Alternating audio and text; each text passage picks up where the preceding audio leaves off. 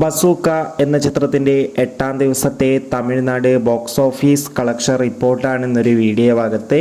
വീഡിയോയിൽ വരുമ്പോൾ ഈ വീഡിയോ ലൈക്ക് ചെയ്യുക, ചാനൽ സബ്സ്ക്രൈബ് ചെയ്യുക.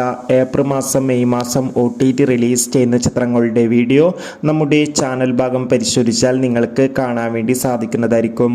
മമ്മൂട്ടി, അതോടൊപ്പം തന്നെ ദിവ്യ പിള്ളെ, ഷൈം ടോം ചാക്കോ എന്നൊക്കെ പ്രധാന കഥാപാത്രങ്ങളായി ഏപ്രിൽ 10-ാം തീയതി വിഷു സ്പെഷ്യലായി തിയേറ്ററുകളിൽ എത്തിയ ചിത്രമായിരുന്നു ബസൂക്ക.